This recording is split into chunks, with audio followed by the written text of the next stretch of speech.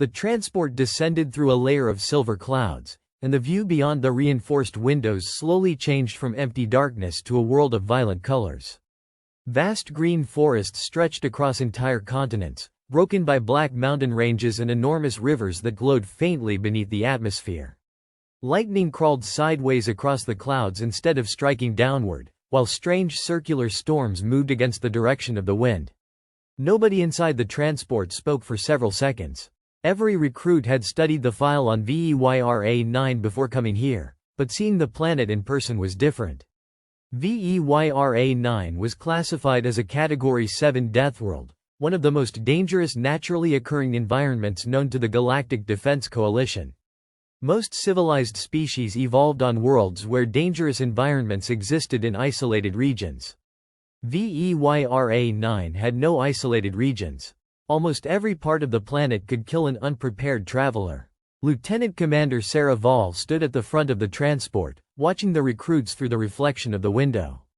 She was a Valori, a species evolved on a high-gravity world, and everything about her body reflected that history. She was tall, heavily built, and possessed 4 powerful arms.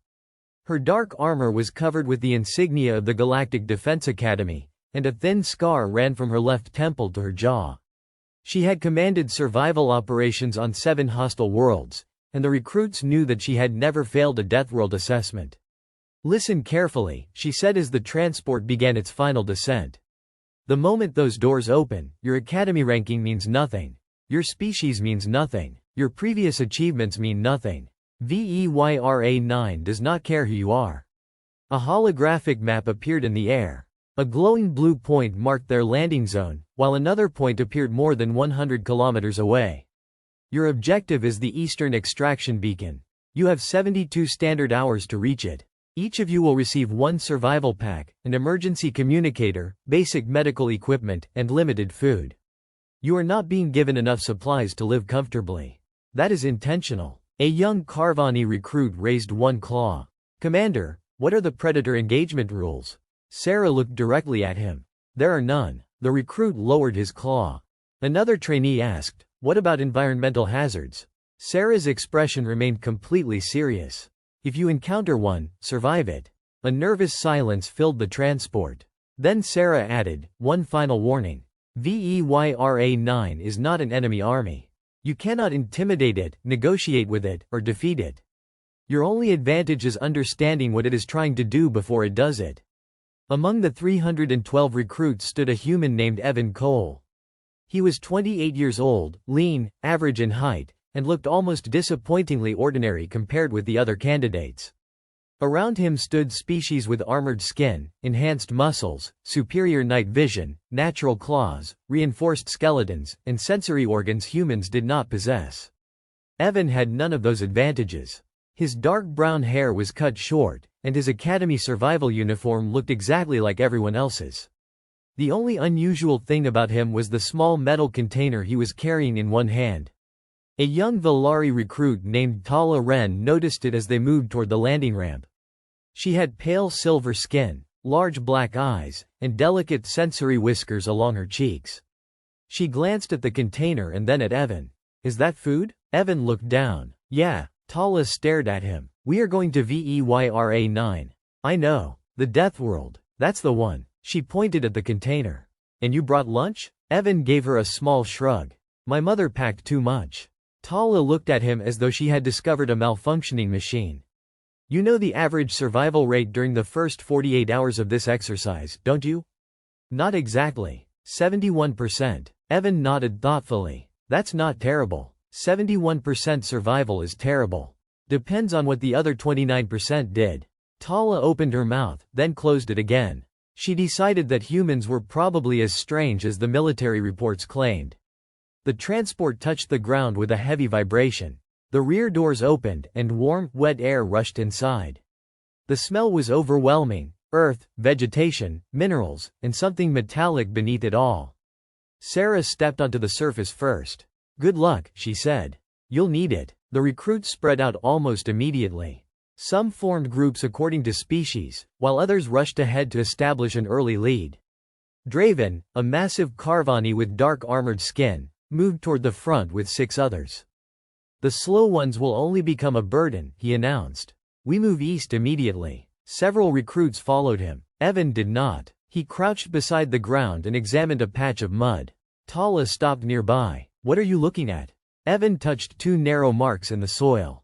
Tracks. Of what? Don't know. Tala frowned. Then why are you studying them? Evan stood and looked toward the trees. Because whatever made them was heavy. A distant sound rolled through the forest. It sounded almost like thunder, but there were no clouds above them. Evan looked up. We should move. They had traveled less than 3 kilometers when the first warning came. The insects disappeared. Birds stopped calling. Even the wind seemed to become quieter. Draven's group continued ahead, but Evan slowed down. Tala noticed. What's wrong? Evan looked at the trees. Nothing. That doesn't sound reassuring. It isn't. He pointed upward. High above the forest, clouds were beginning to gather. But they were moving west while the leaves below were bending east. Tala's eyes narrowed. 2 wind directions? Evan nodded. Different altitude. A few seconds later, lightning flashed across the distant ridge. Then another bolt struck. The electromagnetic pulse rolled through the forest and knocked several recruits off their feet. Their equipment flickered. One recruit shouted, "What just happened?" Evan calmly adjusted the strap on his survival pack. The storm arrived. How did you know? Tala asked. Evan glanced at the insects crawling along a nearby branch. They knew first. Tala followed his gaze but saw nothing unusual. Evan started walking again. Come on. Where? Higher ground. Why? He pointed toward a shallow depression in the terrain. Because that's going to become a river in about 10 minutes. Tala stared at him. There hasn't been any rain. Evan smiled faintly. Yet, 10 minutes later, the sky opened. Rain came down so violently that the forest disappeared behind a curtain of water. The shallow depression Evan had pointed toward filled within moments, becoming a fast-moving channel of brown water. Several recruits who had chosen that route were forced to scramble toward higher ground. One lost his equipment completely. Another shouted for help as the current dragged his survival pack away. Evan and Tala watched from a rocky rise. How did you know? Tala asked again. Evan wiped rain from his face. The clouds. That's it? No. The insects, the wind, the temperature, the pressure change, the smell of the soil. Tala stared at him. You noticed all of that? Evan shrugged. Some of it. When the rain finally weakened, Evan sat beneath the shelter of a broad tree. He opened the small metal container. Tala watched in disbelief as he removed a sandwich, unwrapped it carefully, and took a bite. She looked toward the distant forest, where something enormous had just roared. Then she looked back at the human eating lunch. Evan, we're on a Deathworld. He nodded while chewing. I know. There are predators everywhere. Probably. We have 72 hours to survive. Correct. And you're eating a sandwich. Evan swallowed and looked at her. Tala, if I don't eat it now, when exactly do you recommend I eat it? She had no answer. Far above VEYRA-9, inside the Academy Observation Station, Lieutenant Commander Sarah Vall watched Evan through the surveillance feed. An instructor beside her folded his arms. The human is wasting time. Sarah continued watching. No. Then what is he doing? Sarah zoomed in on the forest around him. Evan wasn't simply eating. He was watching the direction of the wind, listening to the distant sounds of animals, and keeping one hand close to his communicator. He's maintaining his energy, she said. The instructor frowned. During a Deathworld exercise? Sarah's eyes remained fixed on the screen. Especially during a Deathworld exercise. On the surface, Evan finished his sandwich and closed the container. Then he looked toward the darkening forest. His expression changed slightly. We need to leave. Tala stood. Why? Evan listened for several seconds. Somewhere beyond the trees came a deep, rhythmic sound. Not thunder. Not wind. Footsteps. Something large was approaching. Evan tightened the straps of his survival pack.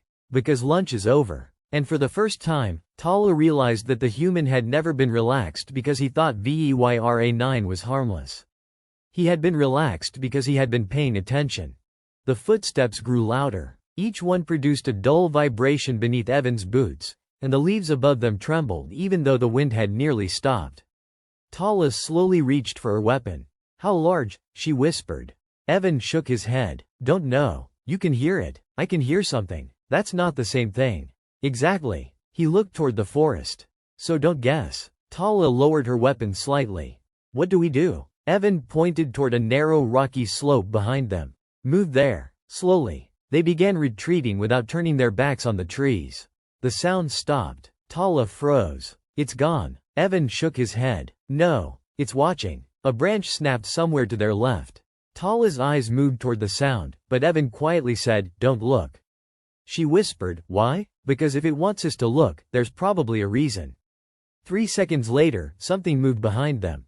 Tala turned instinctively and saw a massive shape emerging from the vegetation. It was 12 meters long, covered in overlapping black plates, with 6 powerful legs and a broad head divided by a vertical line. The creature's mouth opened sideways, revealing rows of short, curved teeth. Tala's breathing stopped. She had seen its image in the Academy database. "Gravemaw," she whispered. "They're supposed to avoid groups." Evan slowly looked at the creature without making sudden movements. "Then we're probably not the thing it's interested in." Tala stared at him. "What?" Evan pointed toward the ground. Between the creature and their position was a shallow depression filled with thick vegetation. "Look at its feet." The Gravemaw wasn't moving toward them. It was standing over a patch of disturbed soil. Tala activated her scanner. The result appeared almost immediately. "Eggs." Evan nodded. "Exactly." A recruit from another group suddenly emerged from the trees behind them. He saw the Gravemaw and panicked. "Move," he shouted, raising his weapon. Evan spun around. "Don't fire." The recruit fired anyway. The projectile struck one of the creature's armored plates and bounced away. The Gravemaw screamed. The sound was so powerful that Tala felt it through her chest. The creature charged, and the recruit ran. "Everybody move," Evan shouted. He grabbed Tala's arm and pulled her toward the rocks while the creature thundered after the fleeing recruit. The recruit barely escaped between 2 enormous trees, but his survival pack was torn away. The Gravemaw stopped near the nesting area and roared again before returning to the eggs. Evan waited several seconds before moving. Tala stared at him. "You knew." "I suspected." "You knew it wouldn't attack us." "No. I knew it didn't want to leave the eggs." Tala shook her head. "That's not the same thing." Evan looked at the destroyed equipment scattered across the ground. "That's why you never assume." The group regrouped before sunset. 14 recruits remained together, but the mood had changed completely. Nobody was joking anymore. Draven, the Carvani who had rushed ahead earlier, approached Evan with visible irritation. "You cost us time." Evan looked at him. "How?" "We had to retreat because of that creature. I told them not to fire." Draven's jaw tightened. "You should have stopped them." Evan gave him a tired look. "I don't control other people." Draven stepped closer. "You think you're smarter than everyone here?" "No." "Then why do you keep acting like you know what you're doing?" Evan glanced toward the forest. "Because I've been paying attention." Draven looked ready to argue, but Tala interrupted. "He's right." Several recruits turned toward her. "The creature wasn't hunting us. We triggered it." Draven scoffed. "And you believe him because he eats sandwiches?" Evan raised an eyebrow. "That's a strange standard." Night arrived quickly. The temperature dropped nearly 20 degrees in less than an hour. The recruits hurried to build shelters, but they made another mistake. Most selected the lowest area because it was surrounded by thick vegetation that blocked the wind. Evan noticed the terrain and immediately moved toward a rocky rise. Tala followed. "You're leaving the group?" she asked. "For now." "Why?" Evan pointed toward the low ground. "Water." Tala looked around. "It's dry. Right now." He drove a small marker into the soil. "If you want to stay there, stay above the old waterline." She looked at the mark and then at the slope. "How can you tell?" Evan crouched beside the ground. "See the different color in the rocks? Water used to run here." Tala studied it. "You can actually see that? If you know what you're looking for." 2 hours later, rain began again. It wasn't the violent storm from earlier. This was steady, cold rain that seemed harmless. The recruits in the low ground relaxed. Then water began flowing down from the hills. At first it was a thin stream. Within minutes it became a rushing channel. Shouts erupted as several shelters collapsed. Equipment floated away. One recruit climbed onto a tree and called for help. Evan immediately stood. Tala grabbed his arm. "Where are you going?" "To help them." "That's dangerous." "Yes." He secured a rope around his waist. "That's why I'm taking the rope." Tala looked at the rising water. "You can't save everyone." Evan nodded. "I know." Then he moved. Evan and Tala reached the edge of the flooded area and helped 3 recruits climb toward higher ground. They could not reach everyone. One trainee refused to leave his damaged shelter because his medical equipment was still inside. Evan shouted, "Leave it." The recruit yelled back, "I need that." Evan looked at the current. "You need to be alive more." The trainee finally abandoned the shelter. They reached safety seconds before part of the ground collapsed into the flood. Draven watched from higher ground, silent. He had spent years believing strength meant refusing to retreat. Tonight, he watched a human deliberately abandon equipment, territory and pride because he understood that survival sometimes meant accepting a loss before the environment forced a larger one. By morning, the recruits were exhausted.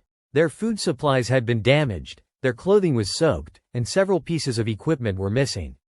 Evan's own pack had survived, but he had lost one water purification cartridge while helping another trainee. Tala noticed. "You gave that away, didn't you?" Evan shook his head. "No. Then how did you lose it?" "The river took it." She smiled slightly. "For someone who notices everything, you still lose things." Evan looked at the empty space on his pack. "That's why I carry backups." He opened another compartment. Inside was a second purification cartridge. Tala stared at him. "You had another one?" "Yes. Why didn't you tell anyone?" "Nobody asked." Tala shook her head. "Humans are strange." Evan smiled. "We've heard that." The group continued east, but the mood had changed. They no longer treated Evan as an odd recruit who happened to eat lunch. They had begun watching him. Not because he was always right, but because he noticed details they ignored.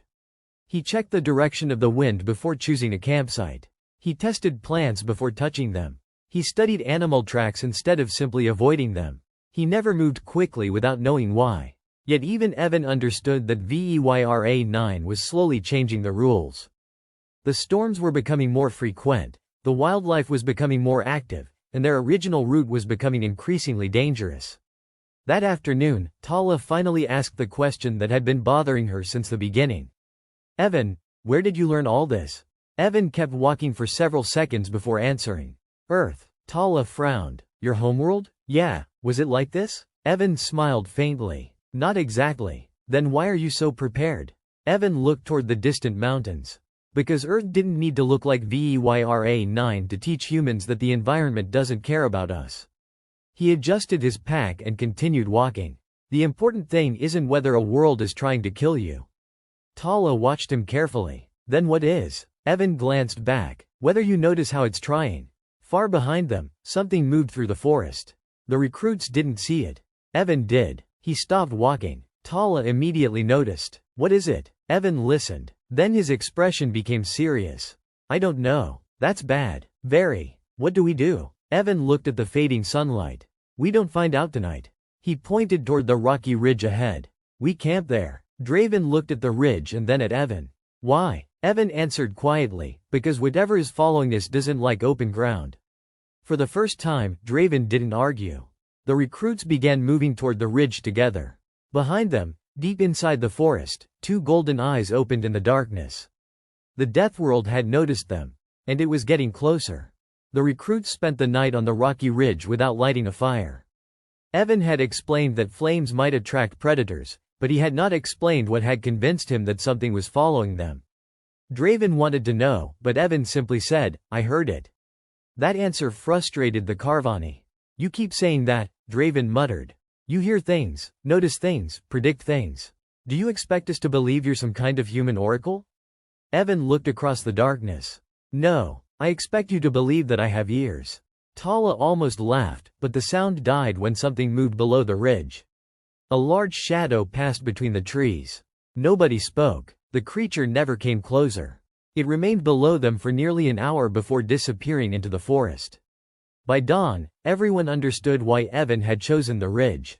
The journey continued the next morning, but the recruits were beginning to feel the effects of the Deathworld. Their movements were slower, their supplies lighter, and their confidence had almost disappeared. The first day had taught them that VEYRA9 could punish aggression. The second taught them that it could punish carelessness.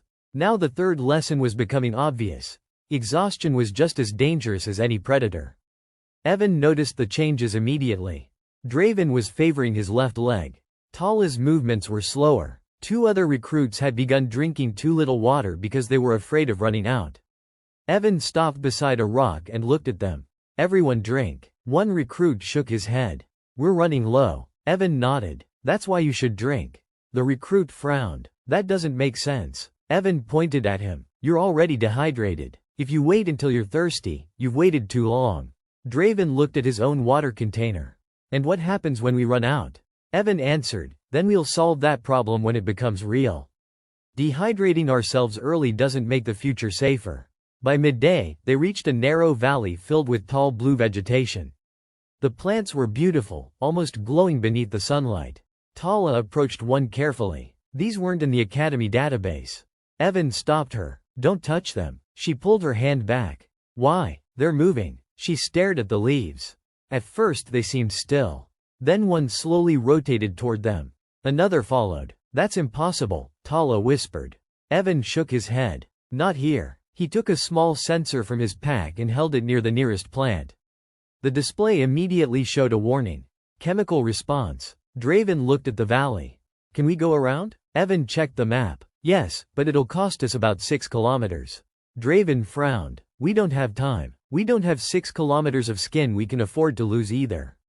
Nobody argued. They took the longer route.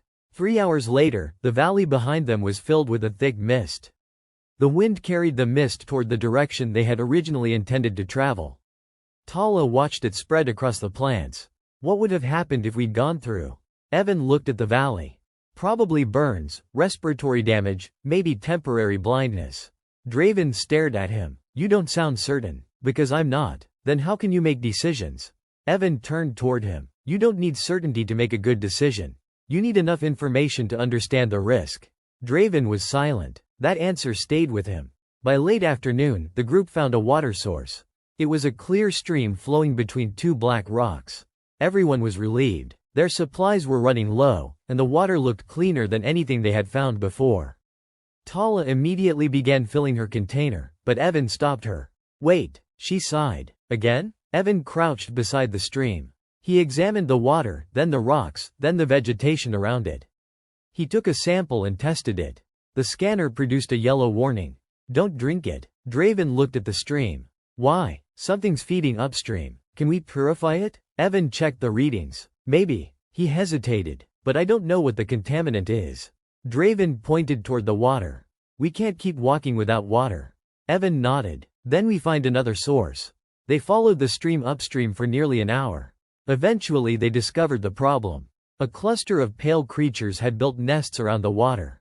Their bodies were small, but their mouths were surrounded by dozens of thin tendrils. They were feeding on something beneath the rocks, releasing a chemical waste into the stream. Tala whispered, I've never seen them before. Evan shook his head. Neither have I. Draven looked at him. Then how did you know the water was dangerous? Evan answered, because nothing that clean exists without a reason. Draven almost smiled. That's your scientific explanation? It's my survival explanation. They found another water source near sunset, this time using a natural collection pocket between two rocks. Evan tested it twice before allowing anyone to drink. The group settled down, exhausted. Evan sat against a tree and opened his lunch container. There was only half a sandwich left. Tala looked at it. You still have lunch? Evan nodded. Barely. She smiled. You really plan everything, don't you? Evan looked at the sandwich. No, I just don't like being hungry. He took a bite, but before he could finish it, his expression changed. He stopped chewing. Tala immediately noticed. What? Evan swallowed. Something's wrong. Draven looked around. Predator? Evan shook his head. No. He placed the sandwich down. My stomach. Within minutes, Evan was sweating. His breathing became shallow, and he struggled to remain upright. Tala rushed toward him. What's happening? Evan forced himself to speak. The water. Draven stared at the container. But you tested it. Twice. Evan looked frustrated. The scanner didn't detect everything. His hands began trembling. There's a biological contaminant. Tala immediately opened the medical kit. What do we do? Evan pointed toward the kit. Activated filter. Small blue capsule. She found it. This? Yes. Give me 2. Draven crouched beside him. You know what you're doing? Evan shook his head. Not completely. Draven froze. What? Evan looked at him. I'm guessing based on symptoms. That's all anyone can do sometimes. The human who had seemed so calm suddenly looked vulnerable. His careful breathing became labored, and his usual confidence disappeared. Tala gave him the treatment, but there was no immediate improvement. The group waited. 10 minutes passed, then 20. Evan finally opened his eyes. Still alive? He whispered. Tala let out a breath she hadn't realized she was holding. Unfortunately, yes. Evan smiled weakly. Good. Draven looked at him with a different expression now. You could have died. Evan nodded. Yes. And you didn't know what was happening. Not at first. Draven sat beside him. So you're not always right. Evan gave him a tired smile. I've been waiting for someone to notice. That night, Evan could barely walk.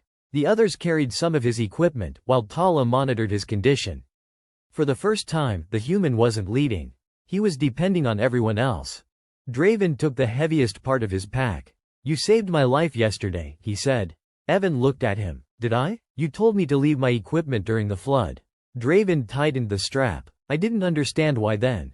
Evan smiled faintly. Now you do. Draven nodded. Yes. The next morning, Evan was still weak, but the fever had dropped. He insisted they continue. Tala refused. You're not ready. Evan looked at her. We have less than 30 hours. Then we'll lose time. And if we stop completely? She crossed her arms. Then we lose more. Evan considered that. Finally, he nodded. You're right. It was a small moment, but the group noticed it. Evan Cole had spent 3 days making decisions for survival. Now he was willing to let someone else make one. They stayed until afternoon. When they finally moved, Evan walked at the back. Tala walked beside him. Draven led the group. Nobody complained. And somewhere beyond the distant mountains, the sky began turning black. Evan looked upward. The weather is changing again, he said. Tala followed his gaze. Another storm? Evan shook his head. I don't know. She looked at him carefully. For once, the human's answer wasn't a prediction. It was uncertainty. And that frightened her more than anything he had said before. The sky turned black before sunset.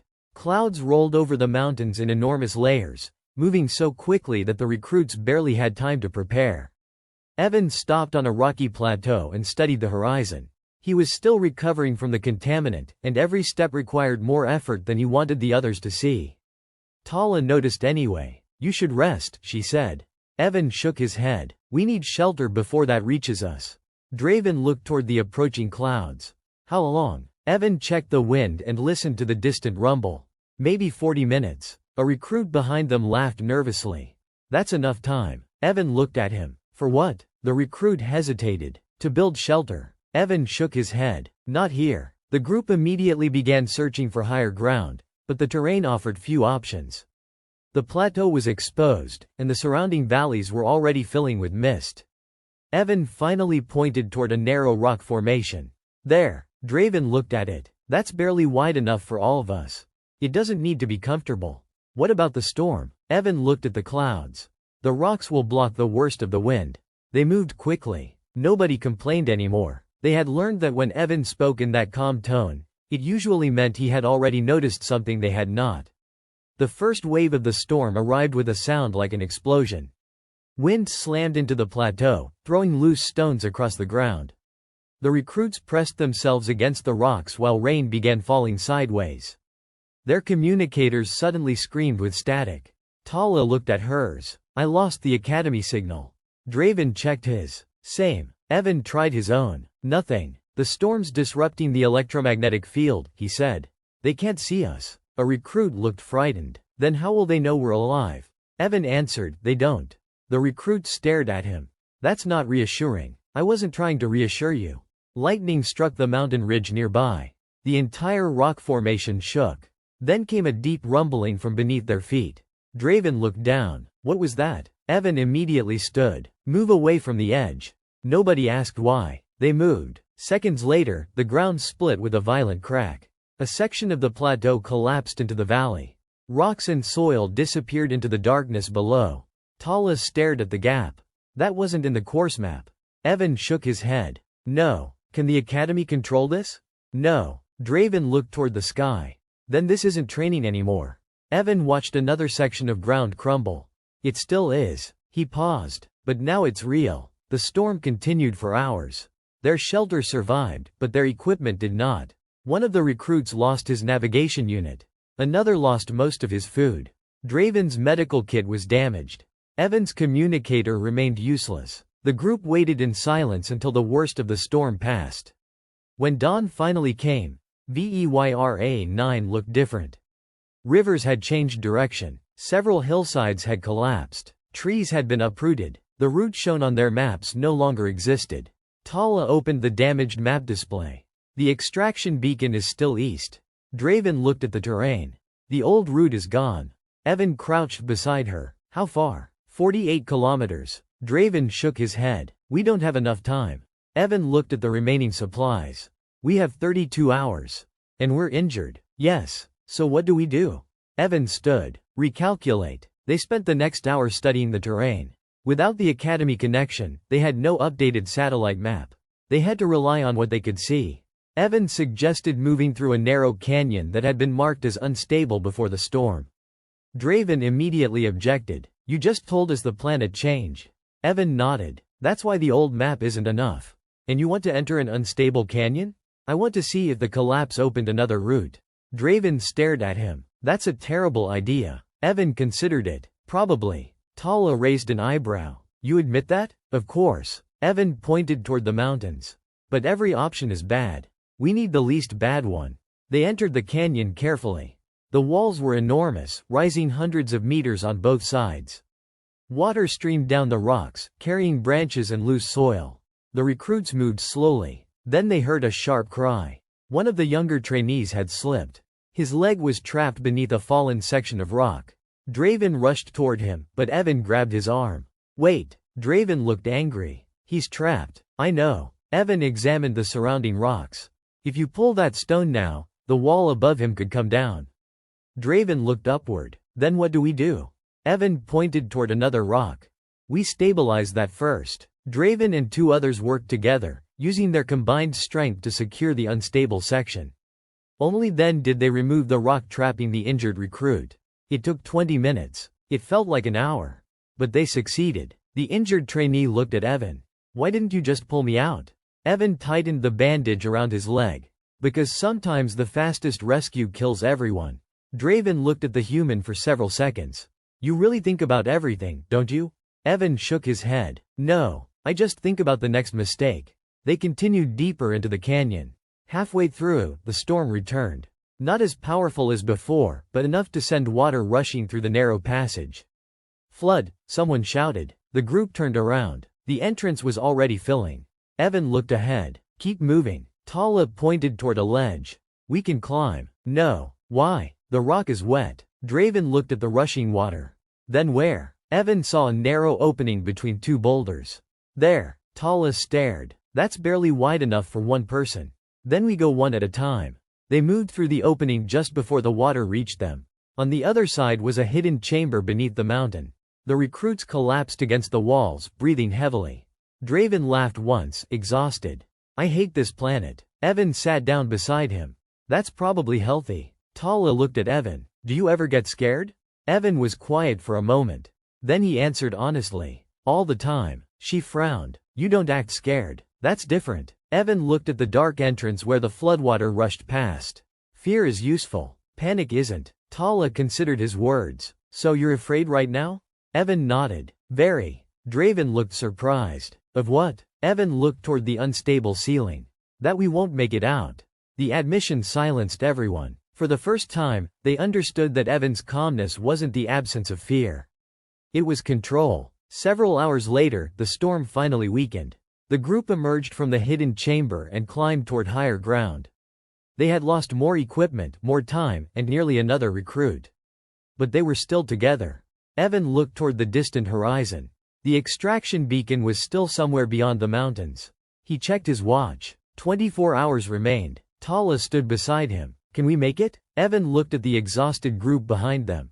He didn't answer immediately. Maybe. Draven frowned. That's all? Evan nodded. Maybe. Then he looked at the others. We're not going to make it because I'm better than you. Everyone became quiet. We're going to make it because nobody here has to do this alone. For the first time since landing on VEYRA-9, the recruits didn't look at Evan as the strange human who somehow knew everything. They looked at him as one of them. Then a distant roar echoed across the mountains. Evan slowly turned toward the sound. Tala whispered, "What was that?" Evan listened. His face became serious. I don't know. Draven reached for his weapon. Evan raised one hand. Don't. Why? Evan looked toward the mountains. Because this time, whatever made that sound isn't running from us.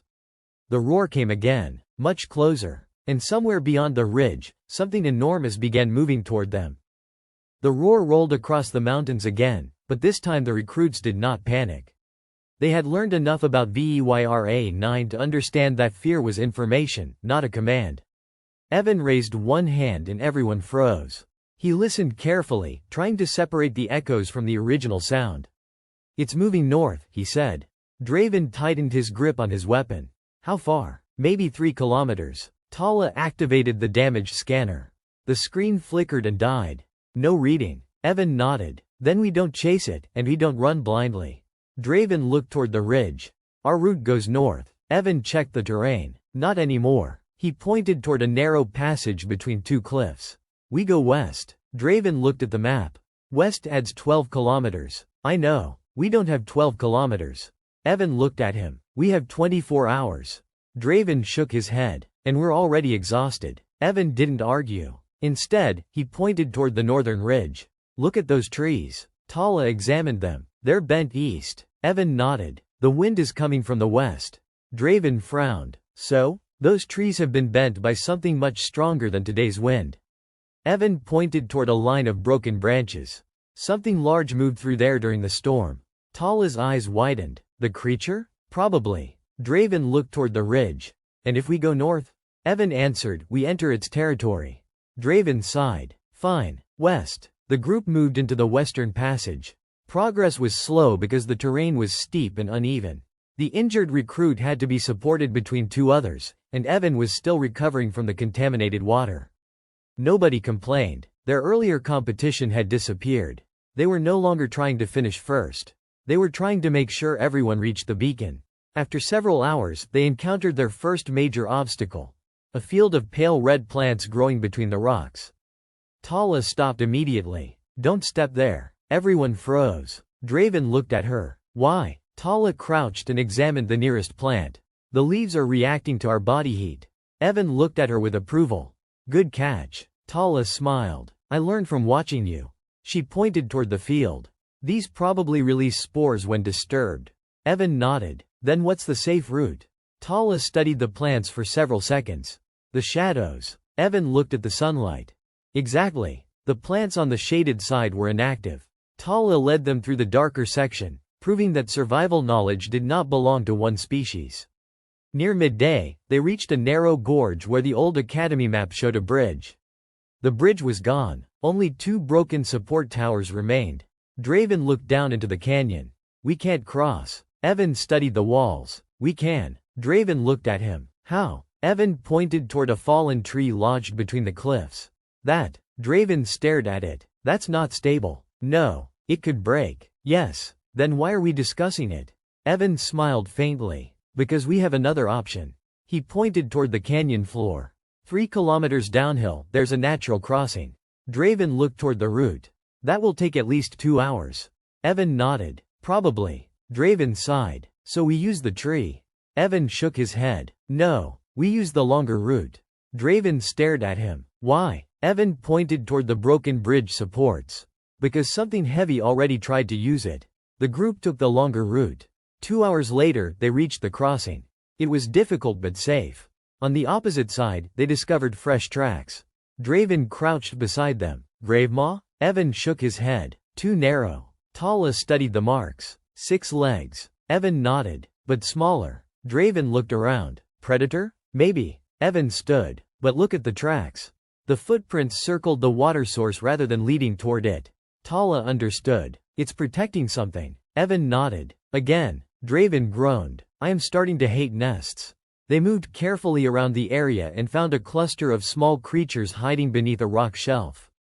The animals watched them but did not attack. The group passed without incident. Draven shook his head. You know, yesterday I would have tried to kill those things. Evan looked at him. That's why yesterday was dangerous. By evening, they had less than 15 kilometers remaining. Their food was almost gone. Water was limited. Everyone was exhausted. Evan opened his lunch container and discovered one final piece of bread. Tala looked at it and laughed quietly. You actually saved the last piece. Evan nodded. Emergency ration. Draven looked at the tiny piece. That's your emergency ration? It's bread. That's not enough for an emergency. Evan smiled. Then we'll have a very small emergency. Tala laughed for the first time in days. The tension in the group eased slightly. Evan broke the bread into pieces and shared it among the group. Draven looked surprised. You could have kept that. Evan shook his head. We're almost there. Tala took her piece. You always say things like that. Evan looked toward the distant mountains. Because eventually, they're true. They continued through the night. The terrain became increasingly unstable. The storm had created a vast field of loose rock that shifted beneath their feet. One recruit slipped and nearly fell down the slope. Draven caught him. Careful. The recruit looked frightened. I can't feel my legs. Evan immediately stopped. Sit down. The recruit protested. We don't have time. Evan crouched beside him. You're exhausted, not weak. He checked the recruit's boots and found a damaged support brace. Your foot is twisted. Can you fix it? Enough to walk. Evan removed part of his own equipment and used it to reinforce the brace. Draven watched. That's your navigation support. Evan nodded. Not anymore. Draven stared at him. We could need that. Evan tightened the brace. We need him more. The group finally reached the last ridge before dawn. The extraction beacon was visible in the distance, glowing faintly through the mist. Everyone stopped. Tala whispered, there. Nobody celebrated. They were too exhausted. Evan checked the remaining time. 4 hours. Draven looked at the beacon. We can make it. Evan nodded. If nothing goes wrong. Tala smiled tiredly. You really need to stop saying that. Evan looked at her. Why? Every time you say it, something goes wrong. As if the planet had been listening, the ground beneath them suddenly shook. A deep crack raced across the ridge.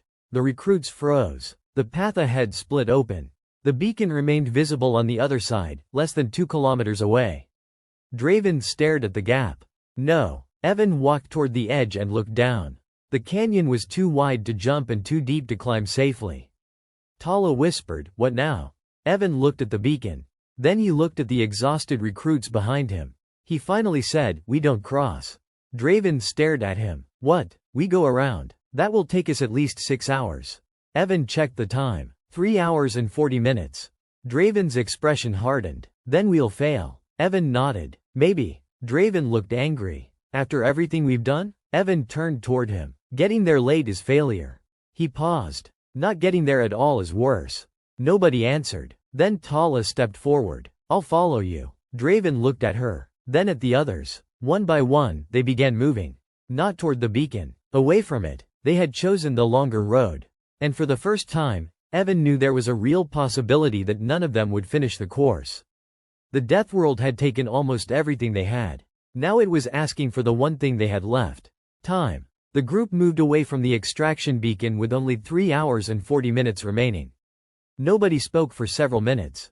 It felt wrong to walk in the opposite direction after coming so close. The beacon remained visible behind them, glowing through the morning mist like a promise they were deliberately abandoning.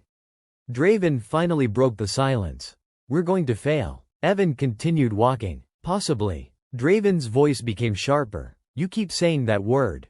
Evan glanced at him. Because I don't know the future. Tala walked beside them, supporting the injured recruit. Then how do you keep making decisions? Evan thought for a moment. I don't try to predict what will happen. I try to make sure we're prepared for several possibilities. Draven shook his head. That's not enough. Evan looked at him. Sometimes it has to be. They followed the longer route around the canyon. The path was difficult, but it remained stable. Every few minutes they checked the ground before moving. Their progress was painfully slow. After 40 minutes, the beacon disappeared behind the mountains.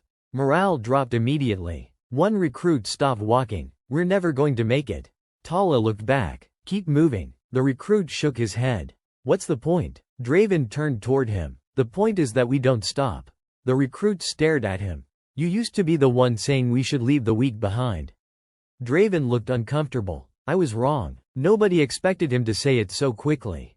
He looked toward Evan. The human wasn't. Evan shook his head. I was wrong plenty of times. Draven smiled faintly. Yes, but you usually survived being wrong. After another hour, they found an old geological tunnel carved into the mountainside. It had probably been created by an ancient volcanic flow, but part of the entrance had collapsed.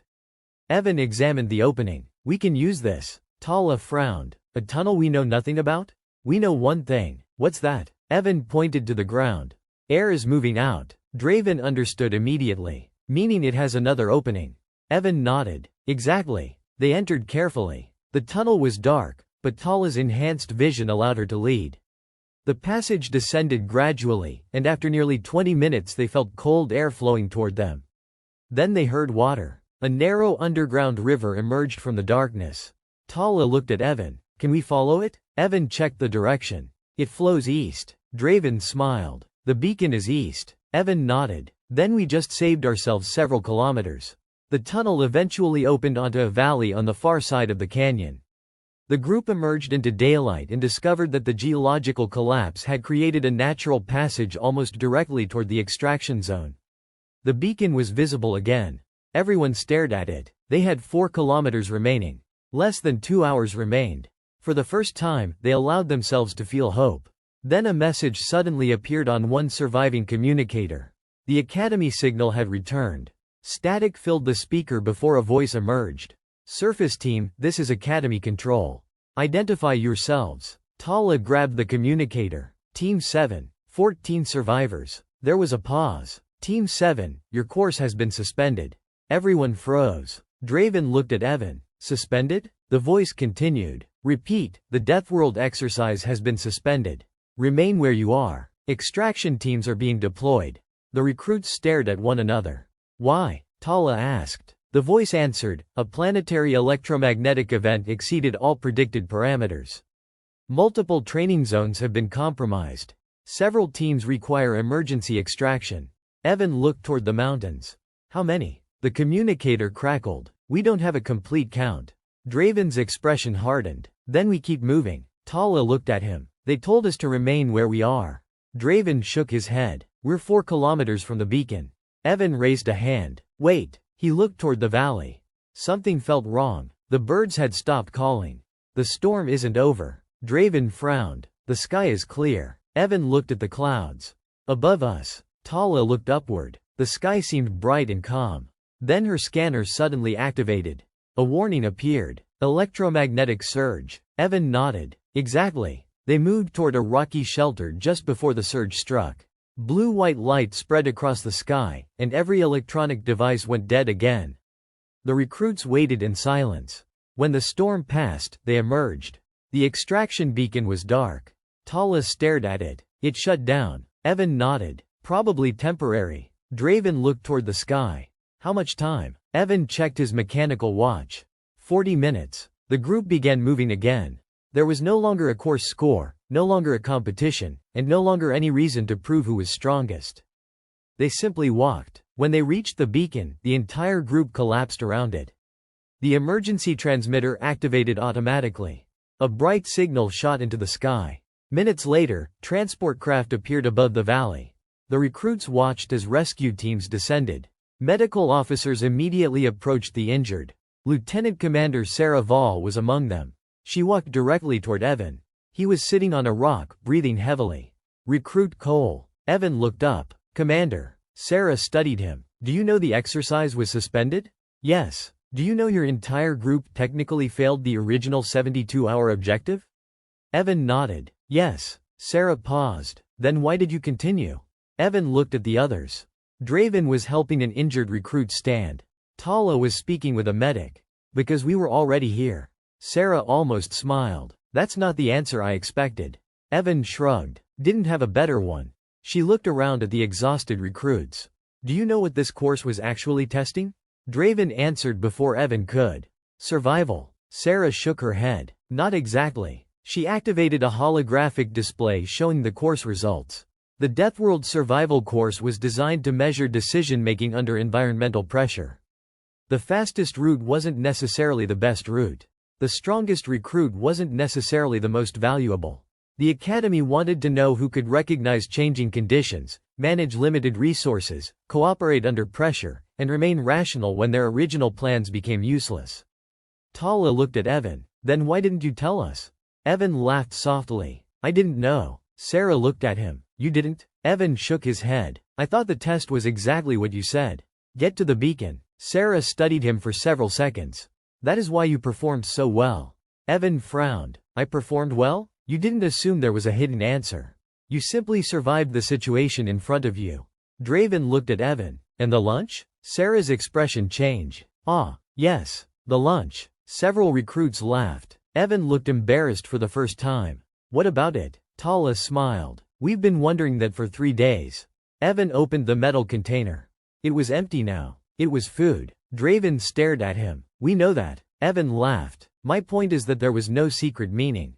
I had food. I was hungry. So I ate. Tala shook her head. You ate while a grave maw was nearby. It wasn't attacking me. You ate during a flood. I was under shelter. You ate before a storm. Evan shrugged. That one I got lucky with. Sarah interrupted. Not entirely. Everyone looked at her. She continued. Maintaining nutrition during survival situations reduces fatigue and helps preserve judgment. Most recruits ignored food because they wanted to save every resource for later.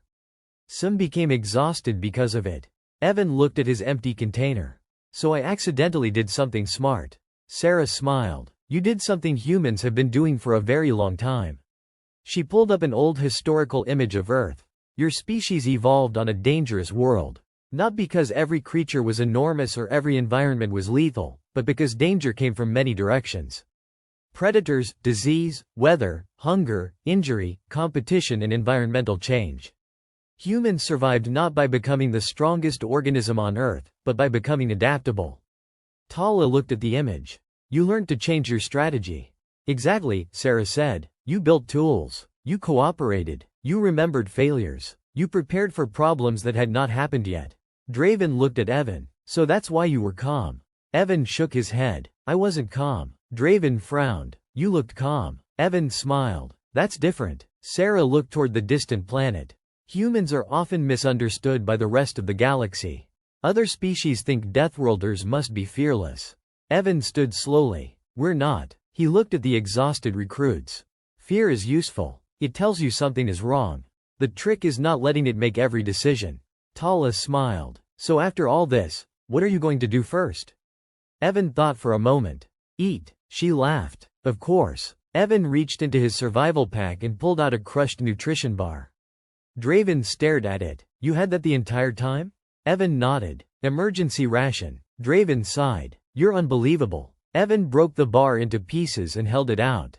Want some? The recruits laughed. Above them, VEYRA-9 continued to storm, roar and reshape itself as though nothing had happened.